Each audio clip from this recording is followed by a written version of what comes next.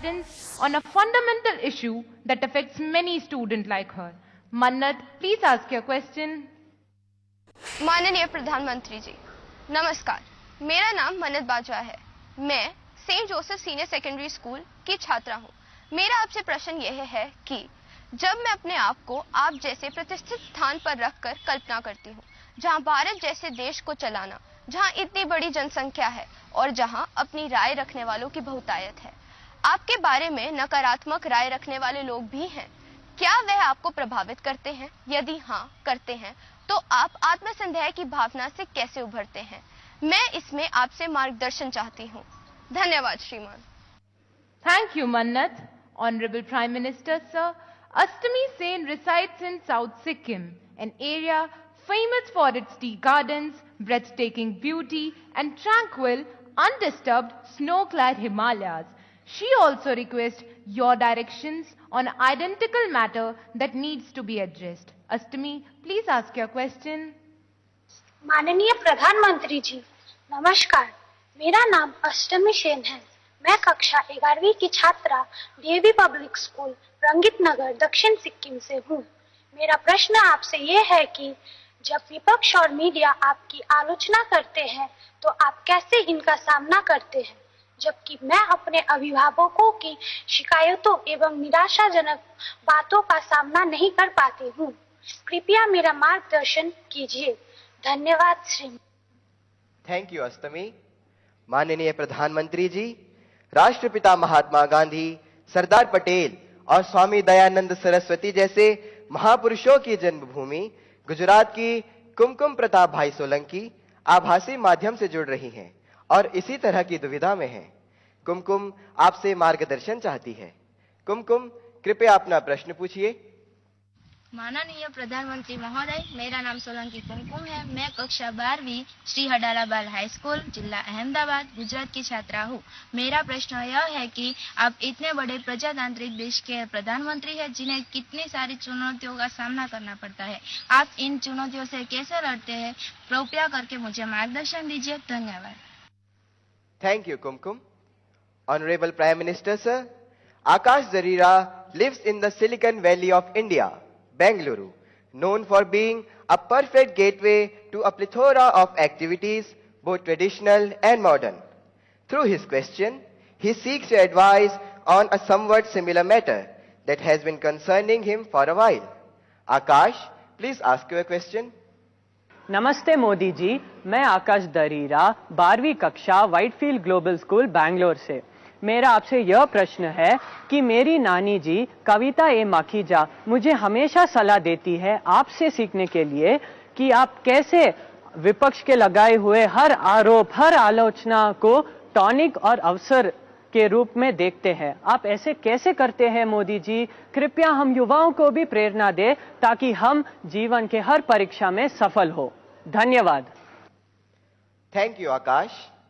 माननीय प्रधानमंत्री जी, आपका जीवन करोड़ों युवाओं का प्रेरक रहा है।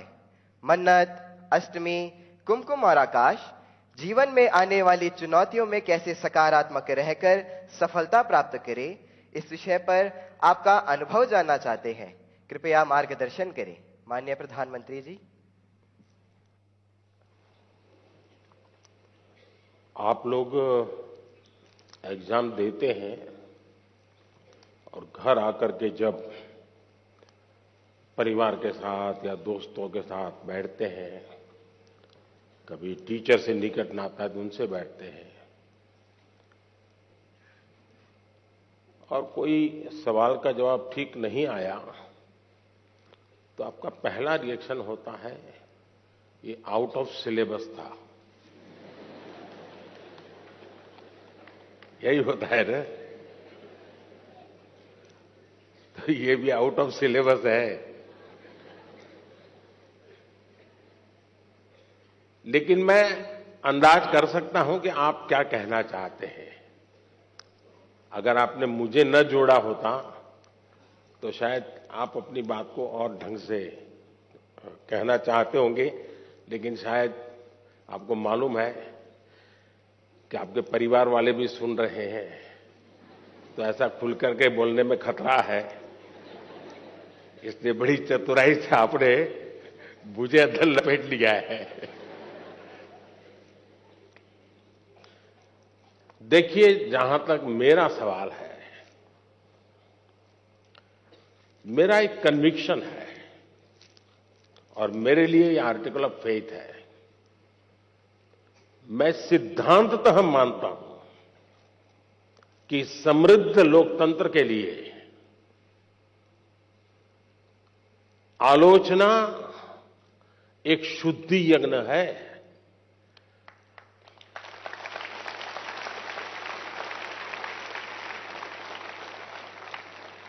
आलोचना ये समृद्ध लोकतंत्र की पूर्व शर्त है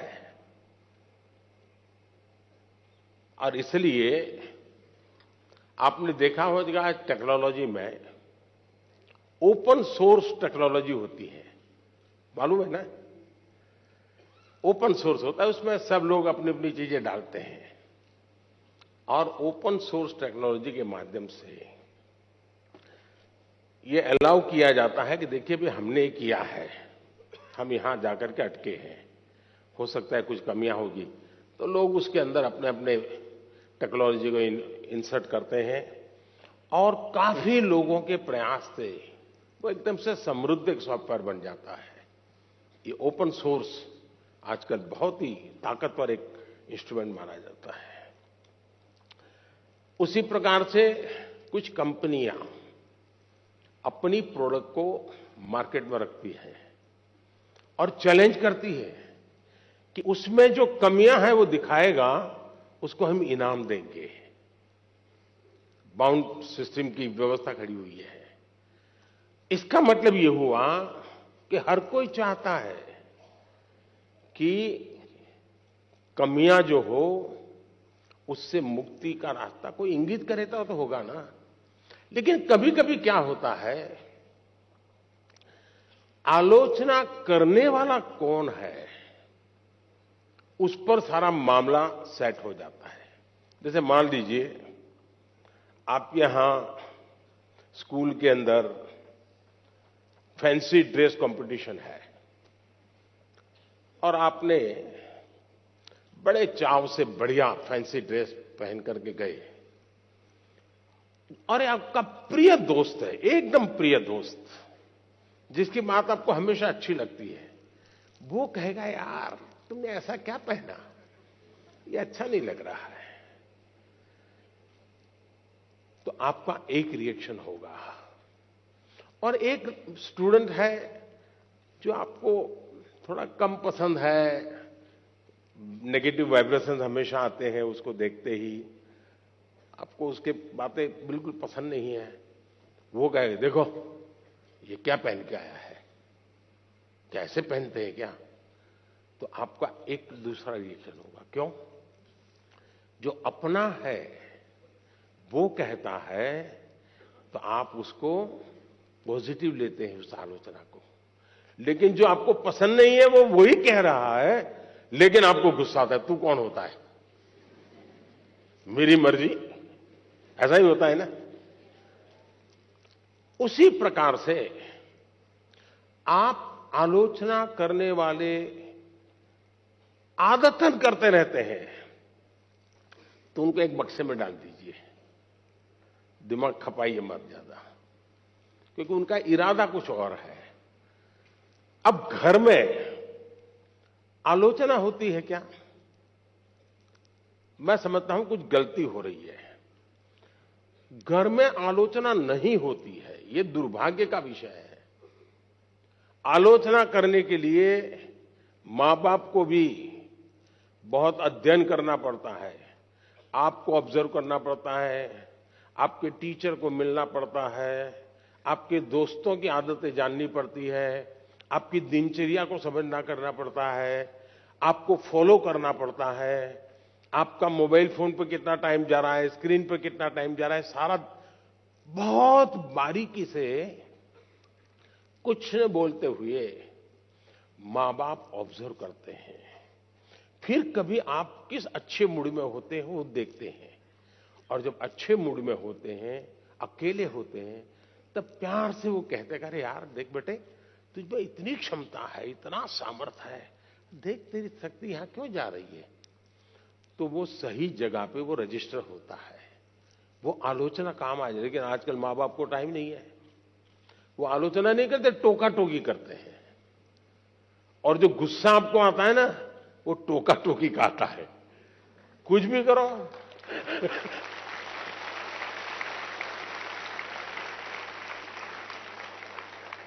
खाने पे बैठे हैं, कुछ भी कहेंगे, ये खाया तो भी कहेंगे, नहीं खाया तो भी कहेंगे। यही होता है ना। देखिए अब आपके माता पिताजी आपको पकड़ेंगे घर जाके क्या है। टोका टोकी जो है वो आलोचना नहीं है।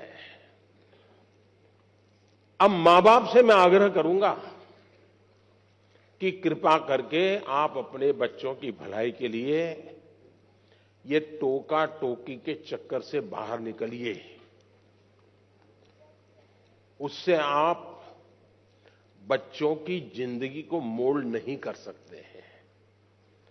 ऊपर से इतना मन से कुछ उस दिन अच्छे मूड में है, कुछ अच्छा करने के मूड में है, और आपने सुबह ही कुछ कह दिया, देख दूध ठंडा हो गया, तू दूध पीता नहीं है, शुरू कर दिया तू तो ऐसा ही है, फलाना देख कैसा करता है, तुरंत सुबह अपनी मां कहती है ऐसे दूध पी लेता है, फिर उसका दिमाग फटकता है, वो दिन भर का उसका काम है बर्बाद हो जाता है।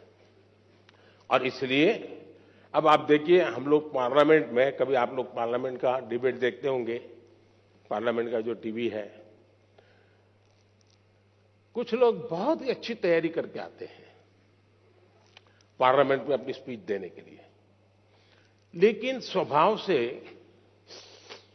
जो सामने विपक्ष के लोग होते हैं ना, वो आपकी साइकोलॉजी जानते हैं, तो कुछ में ऐसे ही कोई टिप्पणी कर देते बैठे बैठे, और उसको मालूम है कि टिप्पणी ऐसी है कि वो रिएक्ट करेगा ही करेगा। तो हमारा एमपी होता है, उसको लगता है अब इंपॉर्टेंट इसकी टिप्पणी है, इसलिए जो तैयारी करके आया है वो छूट जाती है और वो उसी की टिप्पणी को जवाब देता रहता है।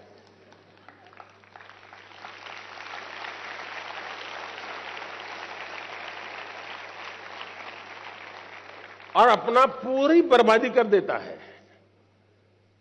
और अगर टिप्पणी है हंसी मजाक में, बॉल खेल लिया, छुट्टी कर दी, दूसरी सेकंड पे अपने विषय पे चला जाता है, तो उसको फोकस एक्टिविटी का परिणाम मिलता है। और इसलिए हमें अपना फोकस छोड़ना नहीं चाहिए। दूसरी बात है, देखिए आलोचना करने के लिए बहुत मेहनत करनी पड़ती है, बहुत अध्ययन करना पड़ता है, उसका एनालिसिस करना पड़ता है, कंपैरिजन करनी पड़ती है, भूतकाल देखना पड़ता है, वर्तमान देखना पड़ता है, भविष्य देखना पड़ता है, बड़ी मेहनत करनी पड़ती है, तब जाके आलोचना संभव होती है। और इसलिए आजकल शॉर्टकट का जमाना है। ज्यादातर लोग आरोप करते हैं, आलोचना नहीं करते हैं। आरोप और आलोचना के बीच में बहुत बड़ी खाई है। हम आरोपों को आलोचना न समझे। आलोचना तो एक प्रकार से वो न्यूट्रिएंट है जो हमें समृद्ध करता है। आरोप वो चीजें हैं जिसको हमने आरोप लगाने वालों को गंभीरता से लेने की जरूरत नहीं है, समय बर्बाद की जरूरत नहीं है। लेकिन आलोचना को कभी लाइट नहीं लेना चाहिए, आलोचना को हमेशा मूल्यवान समझना चाहिए। वो हमारी जिंदगी को बनाने के लिए बहुत काम आती है। और अगर हम ईमानदार हैं, हमने प्रामाणिक सत्यनिष्ठा से काम किया है, समाज के लिए काम किया है, निश्चित मकसद के लिए काम किया है, तो आरोपों की बिल्कुल परवाह मत कीजिए दोस्तों। मैं समझता हूं आपकी एक बहुत बड़ी ताकत बन जाएगी। बहुत बहुत धन्यवाद।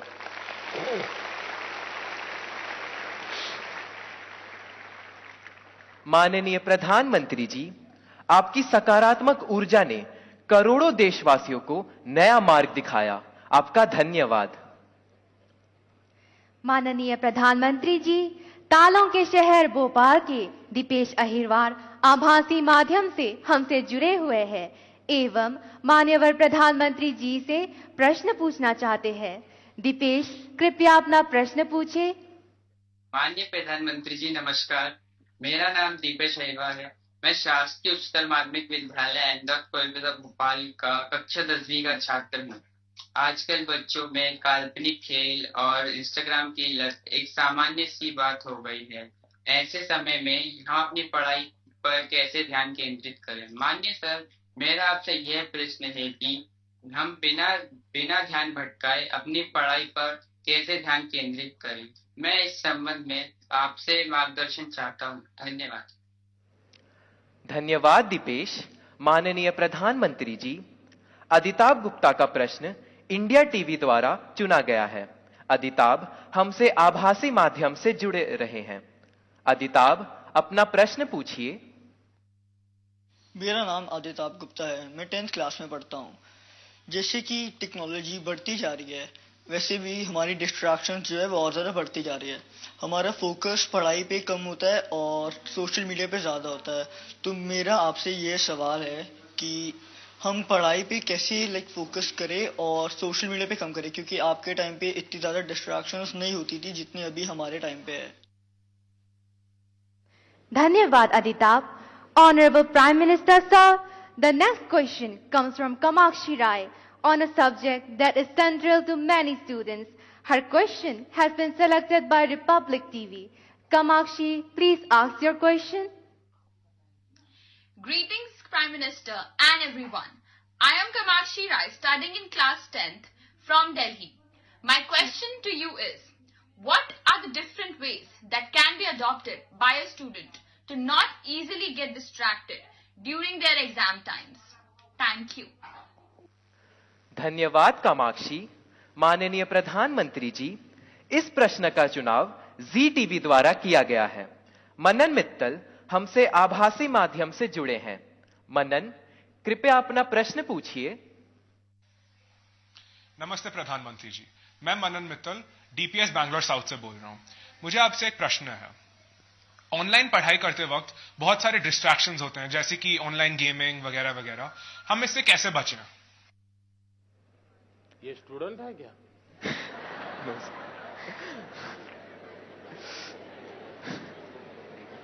वो गैजेट में खोते रहते होगे। धन्यवाद मनन। माननीय प्रधानमंत्री जी, दीपेश, अदिताभ, कामाक्षी एवं मनन परीक्षा में आने वाले व्यवधान पर और इससे कैसे बाहर निकलें, इस विषय पर आपसे मार्गदर्शन चाहते हैं। कृपया मार्गदर्शन करें माननीय प्रधानमंत्री जी।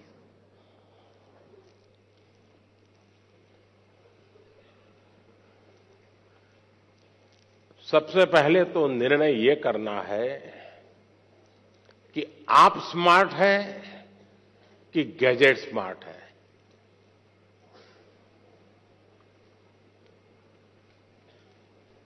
कभी कभी तो लगता है कि आप अपने से भी ज्यादा गैजेट्स को ज्यादा स्मार्ट मान लेते हैं और गलती वहीं से शुरू हो जाती है। आप विश्वास करिए, परमात्मा ने आपको बहुत शक्ति दी है। आप स्मार्ट हैं।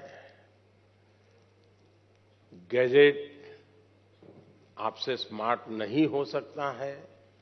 आपकी जितनी स्मार्टनेस ज्यादा होगी, उतना गैजेट का सही उपयोग आप कर पाएंगे। वो एक इंस्ट्रूमेंट है जो आपकी गति में नई तेजी लाता है।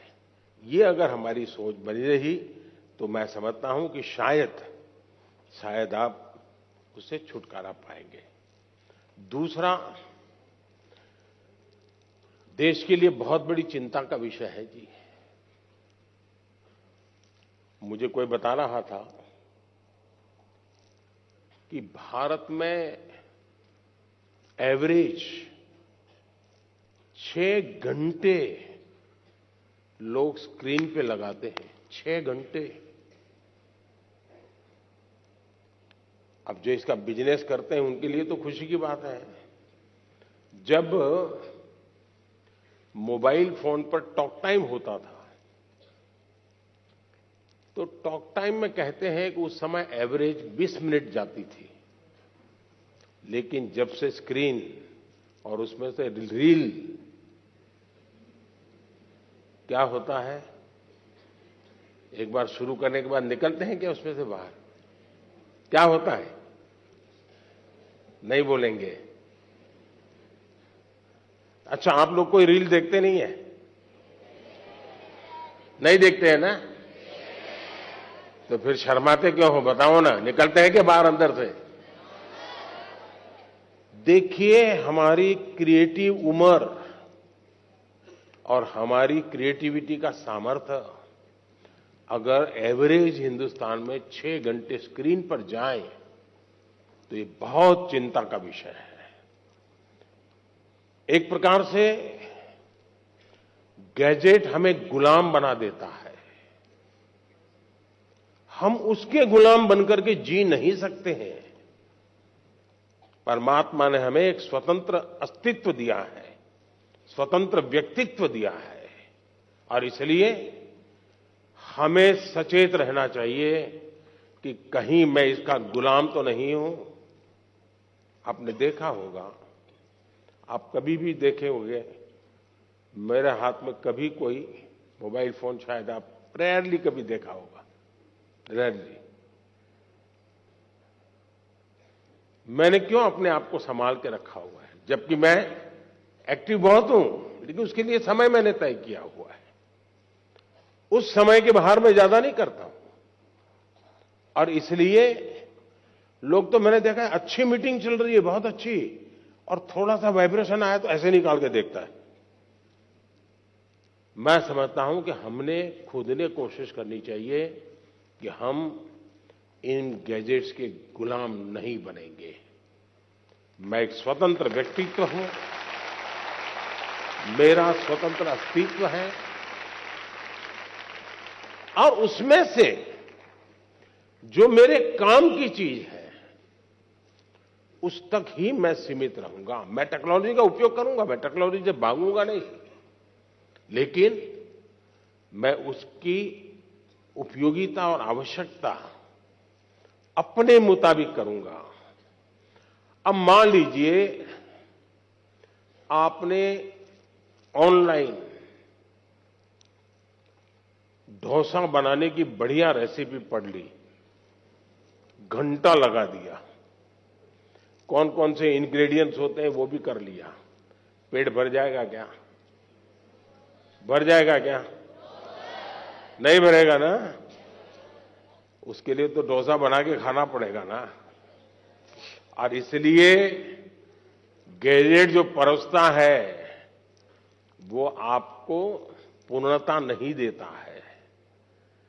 आपके भीतर का सामर्थ्य, अब आपने देखा होगा पहले के जमाने में बच्चे बड़े आराम से पहाड़ा कर देते थे, पहाड़ा बोलते हैं ना, हैं? और बड़े आराम से बोलते थे। और मैंने देखा है कि जो भारत के बच्चे विदेश जाते थे ना, तो विदेश के लोगों को बड़ा आश्चर्य होता था कि ये कैसे इतना पहाड़ा बोल देता है। अब उसको कुछ लगता नहीं था। अब आप देखिए धीरे धीरे क्या हाल हो गया है। हमें पहाड़ा बोलने वाला बच्चा ढूंढना पड़ता है। क्यों? उसको अब आ गया है, हो गया। यानी हम अपनी क्षमता खो रहे हैं। हमें अपनी क्षमता खोए बिना क्षमता को आगे बढ़ाना, ये हमें कॉन्शियसली प्रयास करना पड़ेगा। अदरवाइज धीरे धीरे धीरे करके वो विधा खत्म हो जाएगी।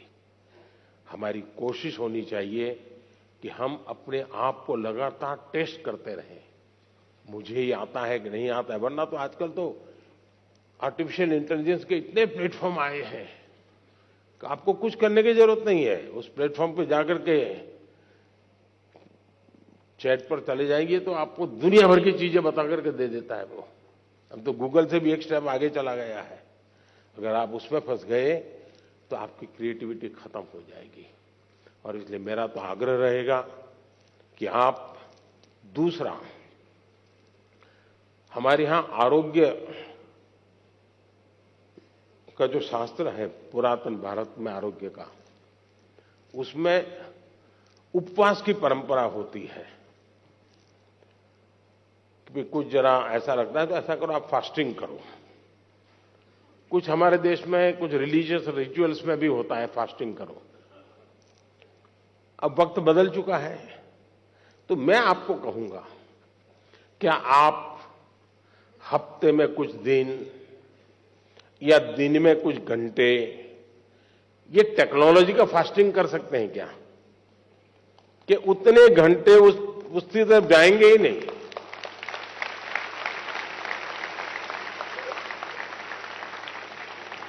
आपने देखा होगा कई परिवार होते हैं, घर में बड़ा 10वीं 12वीं बड़ा टेंशन शुरू में ही हो जाता है।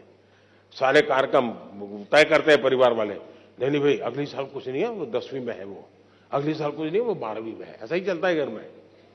और फिर टीवी पे भी कपड़ा लगा देते हैं, हाँ नो टीवी, क्यों? एग्जाम है, 10वीं के एग्जाम है, 12वीं के एग्जाम है। अगर हम इतने जागरूक होकर के टीवी पर तो पर्दा लगा देते हैं, लेकिन क्या हम स्वभाव से तय कर सकते हैं कि सप्ताह में एक दिन मेरा डिजिटल फास्टिंग होगा, नो डिजिटल डिवाइस, मैं किसी को हाथ नहीं लगाऊंगा। उसमें से जो फायदा होता है उसको ऑब्जर्व कीजिए, धीरे धीरे आपको उसका समय बढ़ाने का मन करेगा।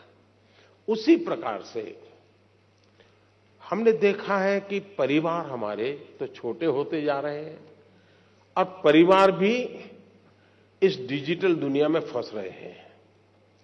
एक ही घर में मां, बेटा, बहन, भाई, पापा सब रह रहे हैं और एक ही कमरे में वो उसको व्हाट्सएप कर रहा है। मैं आपकी ही बात बता रहा हूं ना, मां भी पापा को व्हाट्सएप करेगी। देखा होगा आपने, घर में सब बैठे हैं साथ में, लेकिन हर अपने मोबाइल में खोया हुआ है, वो उधर देख रहा है, ये इधर देख रहा है। यही हो गया है ना। मुझे बताइए परिवार कैसे चलेगा जी?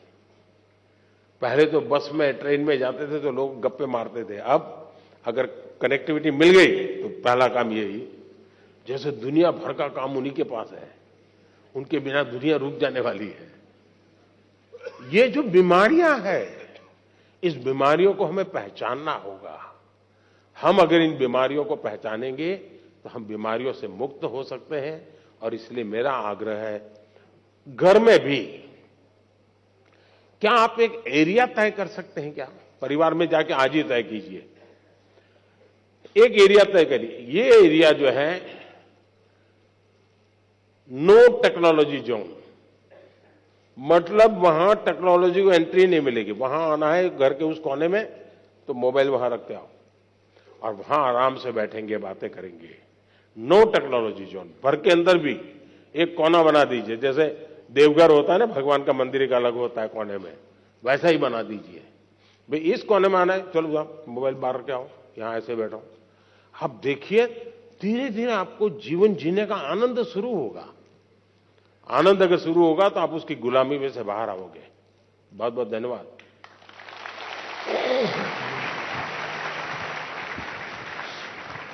Thank you, Honorable Prime Minister, sir, for sharing such light-hearted mantra of digital fasting to tackle challenging situations in such an easy manner. माननीय प्रधानमंत्री जी, हिमालय पर्वतमाला में स्थित प्राकृतिक सौंदर्य से भरपूर यूनियन टेरिटरी जम्मू से निदा हमसे आभासी माध्यम से जुड़ रही हैं एवं आपसे प्रश्न पूछना चाहती हैं। निदा, अपना प्रश्न पूछे। Honorable Prime Minister Sir, Namaskar. I am Nida of class 10th from Government Model High Secondary School, Sujwa, Jammu. Sir, my question is, when we work hard but do not get the desired result, then how can we put that stress in a positive direction? Respected Sir, have you ever been through such a situation? Thank you. धन्यवाद निदा। माननीय प्रधानमंत्री जी, भगवान कृष्ण के उपदेश की भूमि, खेल जगत में ख्याति प्राप्त नीरज चोपड़ा जैसे विख्यात खिलाड़ियों के प्रदेश हरियाणा के पलवल से प्रशांत आपसे प्रश्न पूछना चाहते हैं। प्रशांत, कृपया अपना प्रश्न पूछे। माननीय प्रधानमंत्री जी, नमस्कार, मेरा नाम प्रशांत है। मैं शहीद नायक राजेंद्र सिंह राजकीय मॉडल संस्कृति वरिष्ठ माध्यमिक विद्यालय हथीन, जिला पलवल, हरियाणा के कक्षा 12वीं विज्ञान संकाय का छात्र हूँ। मेरा आपसे यह प्रश्न है कि तनाव परीक्षा के परिणामों को किस तरह प्रभावित करता है। मैं इसमें आपसे मार्गदर्शन चाहता हूँ। धन्यवाद श्रीमान। धन्यवाद प्रशांत। माननीय प्रधानमंत्री जी, निदा और प्रशांत की तरह देश भर के करोड़ों छात्र आपसे परीक्षा परिणाम पर तनाव का प्रभाव इस विषय पर मार्गदर्शन चाहते हैं। माननीय प्रधानमंत्री जी।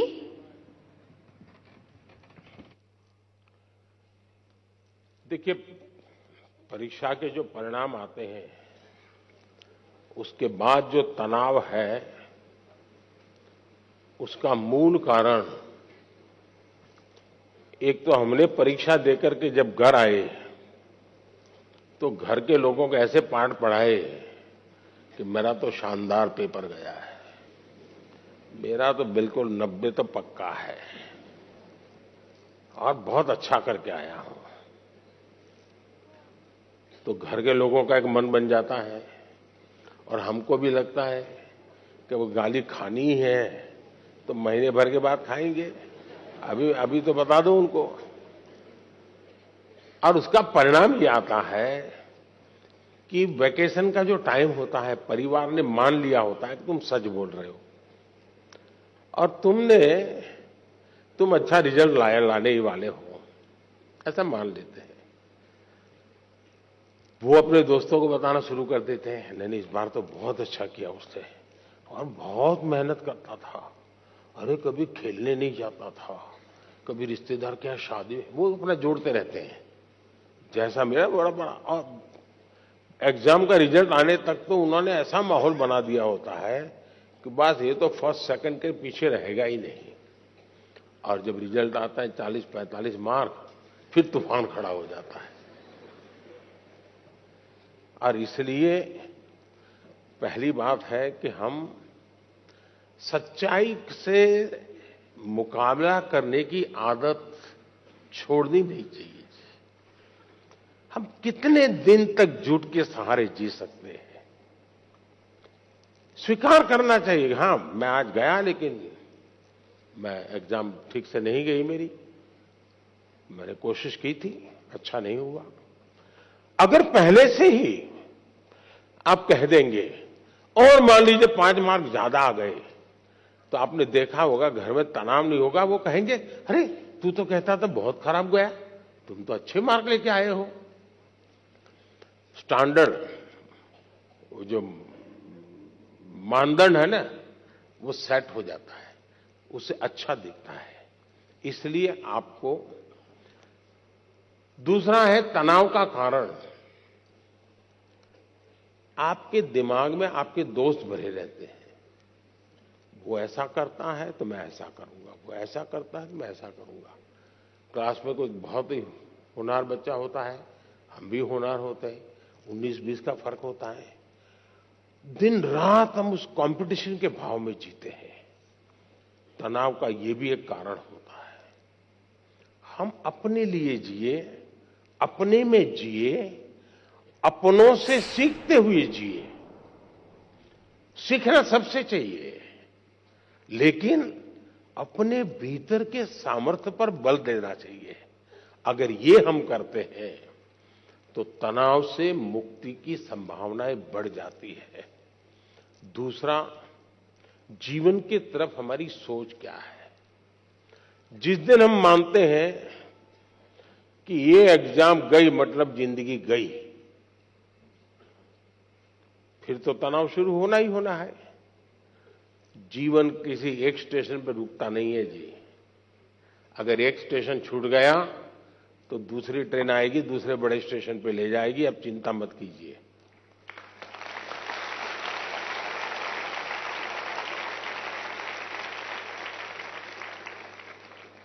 एग्जाम वो एंड ऑफ द लाइफ नहीं होता है जी। ठीक है, हमारी अपनी कसौटी होनी चाहिए, हम अपने आप को कसते रहें, अपने आप को सजते रहें, ये हमारी कोशिश होनी चाहिए। लेकिन हमें इस तनाव से मुक्ति का मन में संकल्प कर लेना चाहिए। जो भी आएगा, मैं जिंदगी को जीने का तरीका जानता हूं, मैं इससे भी निपट लूंगा। और ये अगर आप निकट कर लेते हैं तो फिर आराम से हो जाता है। और इसलिए मैं समझता हूं कि इस प्रकार के परिणाम के तनाव को कभी कभी उतना मन में लेने की आवश्यकता नहीं है जी। धन्यवाद।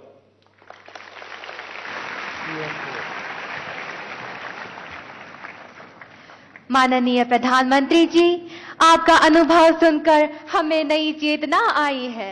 आपका धन्यवाद। Honorable Prime Minister, sir, R. Akshara Siri lives in the Rangareddy district in Telangana. She is in quest of a significant subject and looks up to you for directions. Akshara, please put forth your question. माननीय प्रधानमंत्री जी, सादर नमस्कार। मेरा नाम है are Akshara सिरी। मैं जवाहर नवोदय विद्यालय रंगारेड्डी हैदराबाद की 9वीं कक्षा की छात्रा हूँ। मान्यवर, मेरा प्रश्न है, हमें अधिक भाषाएं सीखने के लिए क्या करना चाहिए? मैं इसमें आपकी मार्गदर्शन चाहती हूँ। धन्यवाद श्रीमान। Thank you Akshara. Honourable prime minister sir, इसी से मिलता जुलता प्रश्न रितिका गोडके भारत की हृदय नगरी भोपाल से आई हैं। वे हमारे साथ सभागार में हैं। रितिका, कृपया अपना प्रश्न पूछें। आदरणीय प्रधानमंत्री जी, नमस्कार। मेरा नाम रितिका घोड़के है। मैं भोपाल मध्य प्रदेश कक्षा 12वीं की छात्र शासकीय सुभाष उत्कृष्ट माध्यमिक विद्यालय स्कूल फॉर एक्सीलेंस की छात्रा हूँ। सर, मेरा क्वेश्चन आपसे यह है कि हम अधिक से अधिक भाषाएं कैसे सीख सकते हैं और ये क्यों जरूरी है? धन्यवाद। धन्यवाद रितिका।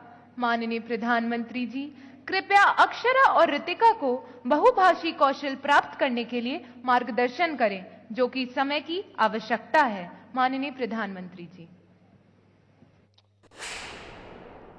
बहुत ही अच्छा सवाल पूछा आपने। वैसे मैं शुरू में कह रहा था कि बाकी चीजें छोड़ करके थोड़ा फोकस होते जाइए, लेकिन एक ऐसा सवाल है कि जिसमें मैं कहता हूं कि आप जरा एक्सट्रोवर्ट हो जाइए। थोड़ा बहुत एक्सट्रोवर्ट होना बहुत जरूरी होता है। और ये मैं इसलिए कह रहा हूं,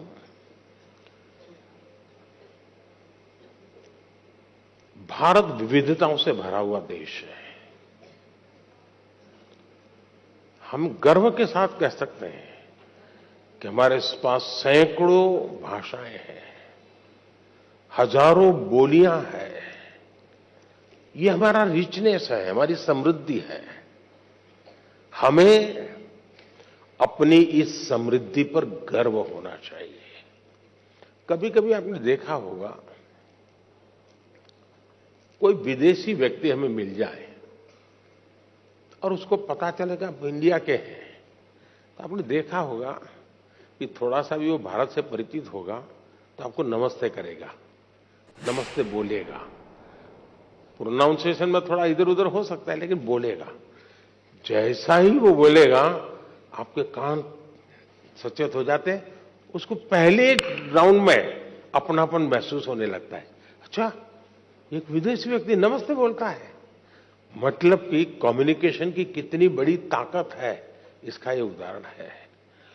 इतने बड़े देश में आप रहते हैं, आपने कभी सोचा है कि शौक के नाते, जैसे हम कभी सोचते हैं मैं तबला सीखूं, कभी मैं सोचता हूं मैं फ्लूट सीखूं, मैं सितार सीखूं, पियानो सीखूं, ऐसा मन में करता है कि नहीं करता है?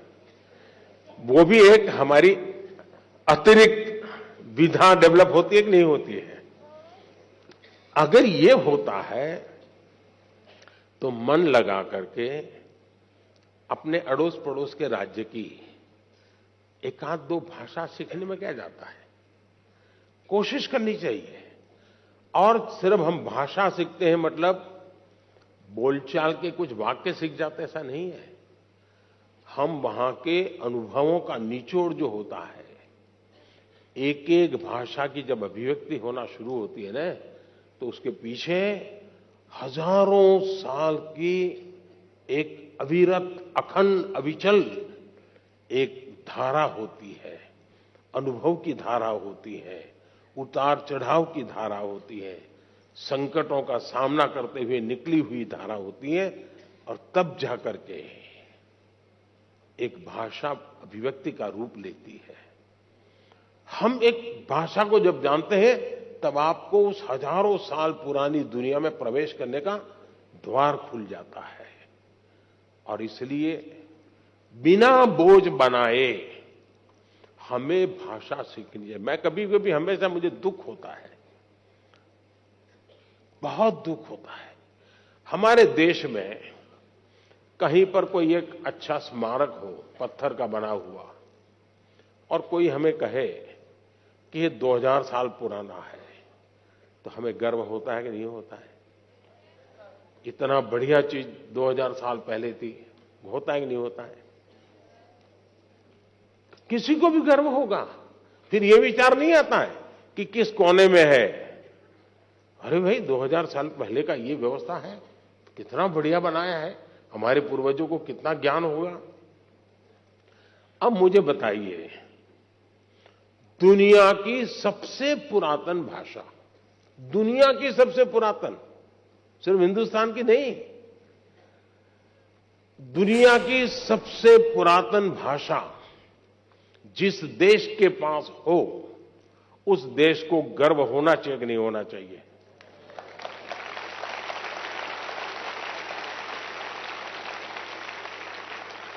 सीना तान करके दुनिया को कहना चाहिए कि नहीं कहना चाहिए कि विश्व की सबसे पुरातन भाषा हमारे पास है? कहना चाहिए कि नहीं कहना चाहिए? आपको मालूम है, हमारी तमिल भाषा ये दुनिया की सबसे पुरानी भाषा है, पूरी दुनिया की।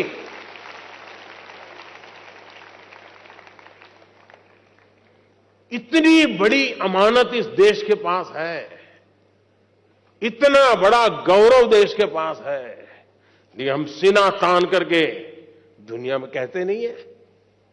मैं पिछली बार जब यूनो में मेरा भाषण था तो मैंने जानबूझकर कुछ तमिल बातें बताई, क्योंकि मैं दुनिया को बताना चाहता था मुझे गर्व है कि तमिल भाषा दुनिया की श्रेष्ठ भाषा, दुनिया की सबसे पुरानी भाषा ये मेरे देश की है।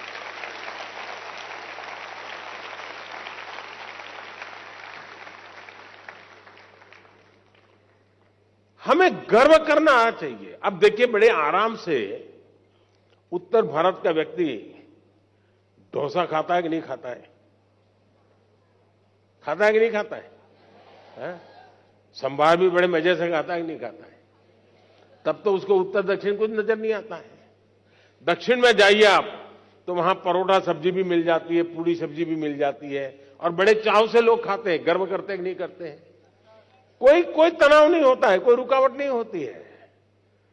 जितनी सहजता से बाकी जिंदगी आती है, उतनी ही सहजता से, और मैं तो चाहूंगा हर किसी ने कोशिश करनी चाहिए कि अपनी मातृभाषा के उपरांत भारत की कोई न कोई भाषा, कुछ तो सेंटेंसेस आने चाहिए। आप देखिए कि आपको आनंद आएगा जब ऐसे व्यक्ति को मिलोगे और 2 वाक्य भी अगर आप उसकी भाषा में बोलोगे, एकदम अपनापन हो जाएगा। और इसलिए भाषा को बोझ के रूप में नहीं। अब मुझे याद है, मैं जब बहुत साल पहले की बात थी, सामाजिक काम में लगा था, तो मैंने एक बच्ची को, और मैंने देखा है कि बच्चों में भाषा को कैच करने की बड़ी गजब की ताकत होती है, हड़प कर देती बहुत तेजी से। तो मैं कभी, हमारे यहाँ कैलिको मिल के एक मजदूर परिवार था अहमदाबाद में, तो मैं कभी उनके यहाँ भोजन के लिए जाता था। तो वहां एक बच्ची थी, वो कई भाषाएं बोलती थी। क्यों? क्योंकि एक तो वो मजदूरों की कॉलोनी थी, तो कॉस्मोपॉलिटन थी। उसकी माताजी केरल से थी, पिताजी बंगाल से थे। पूरा कॉस्मोपॉलिटन होने के कारण हिंदी चलती थी। बगल में ये परिवार मराठी था और स्कूल जो होती थी वो गुजराती होती थी। मैं हैरान था, वो 7-8 साल की बच्ची बंगाली, मराठी, मलयालम, हिंदी इतनी तेज गति से बढ़िया बोलती थी। और घर में अगर 5 लोग बैठे हैं, इससे बात करनी है तो बंगाली में करेगी, इससे करेगी तो मलयालम में करेगी, इससे करेगी तो गुजराती में करेगी। 8-10 साल की बच्ची थी, यानी उसकी प्रतिभा खिल रही थी।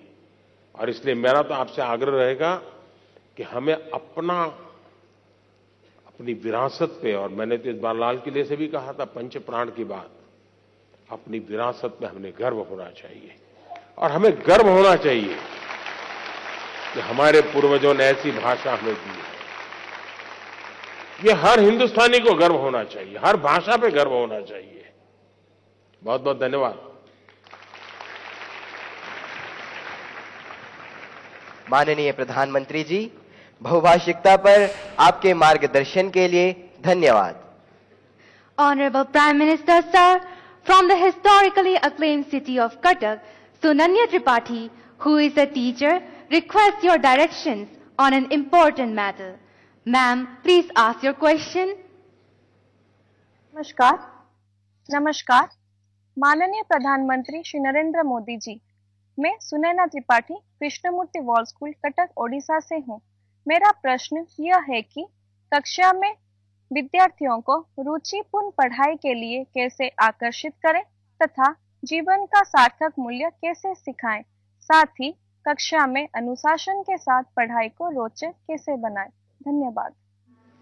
Honorable Prime Minister, sir, Sunanya Tripathi wishes your guidance on motivating students for taking interest in academics. Honorable Prime Minister, sir. ये सवाल टीचर का था। हाँ, सही था ना?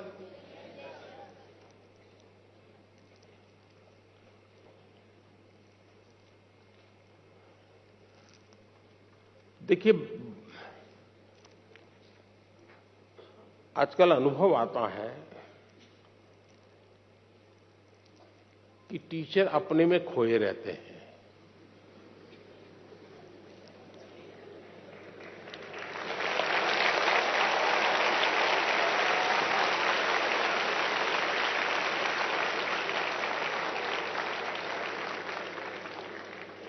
अभी तो मेरे आधा वाक्य बोला, आपने पकड़ लिया।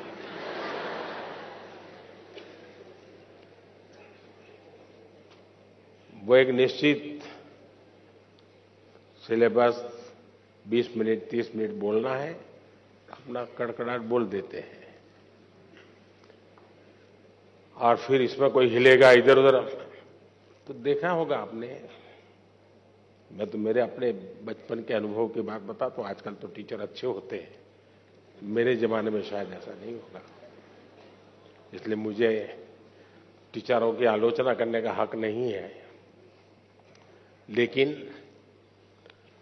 कभी कभी मैंने देखा था कि टीचर जो तैयारी करके आए हैं और अगर वो भूल गए तो चाहते नहीं कि बच्चे पकड़ लें उनको, उन बच्चों से छिपाना चाहते हैं। तो वो क्या करते हैं, एक काट की तरफ, खड़ा हो जा, क्यों ऐसे बैठा है, क्यों ऐसा कर रहा है, क्यों ढिकना कर रहा है, यानी पूरी 5-7 मिनट उसमें लगा देंगे।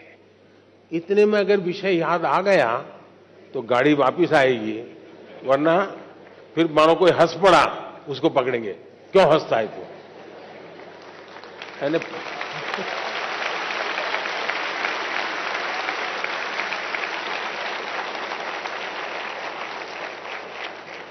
अच्छा, आज भी ऐसा ही होता है।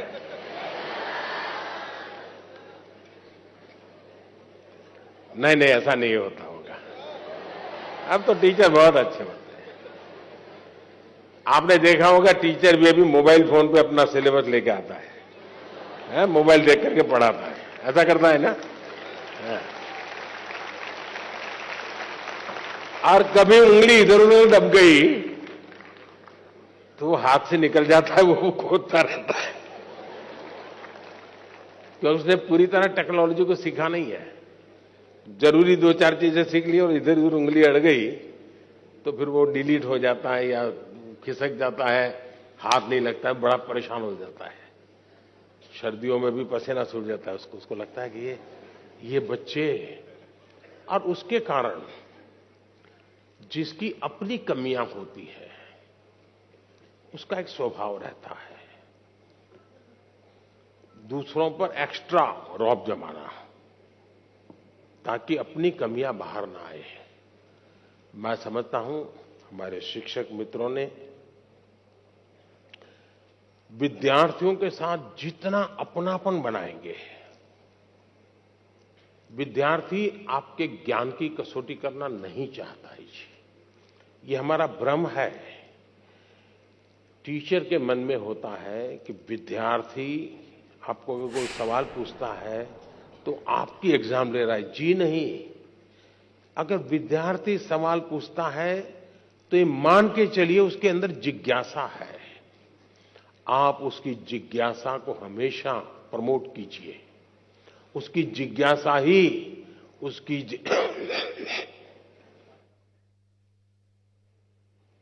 जिज्ञासा ही उसकी जिंदगी की बहुत बड़ी अमानत है। किसी भी जिज्ञासु को चुप मत कीजिए, उसको टोक मत दीजिए। उसी को मॉनिटर बना देते हैं, बनाते हैं ना,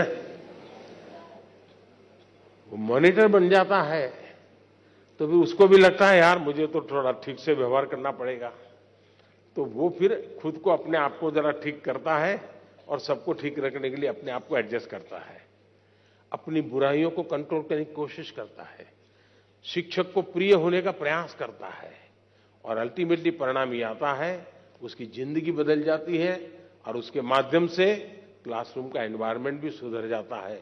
तो अनेक तरीके हो सकते हैं, लेकिन मैं मानता हूं कि हमें डंडा लेकर के डिसिप्लिन वाले रास्ते नहीं चुनने चाहिए, हमें अपनापन का ही रास्ता चुनना चाहिए।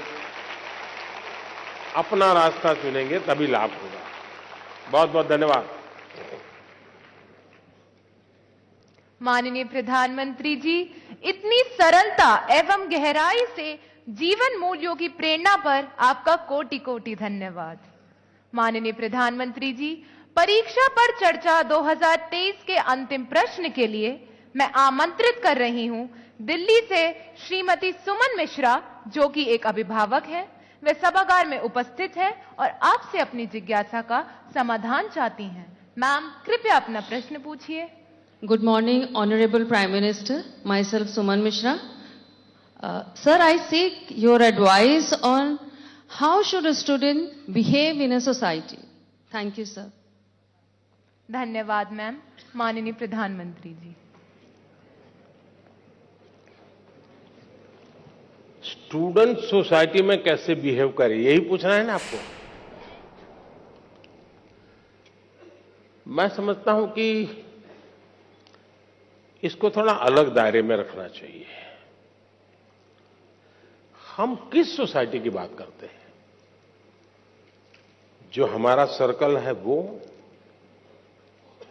जिनके बीच हम बैठते उठते हैं, कभी अच्छी बुरी बातों में टाइम बिताते हैं, टेलीफोन पर घंटे बिता देते हैं। अगर उस लिमिटेड वर्तुल की बात करते हैं तो आप बच्चे को जैसा कहोगे वैसा, भाई यहां जूते पहन करके आओ, यहां जूते निकालो, यहां इस ढंग से व्यवहार करो, यहां उस ढंग से करो, ऐसा आप कह सकते हैं।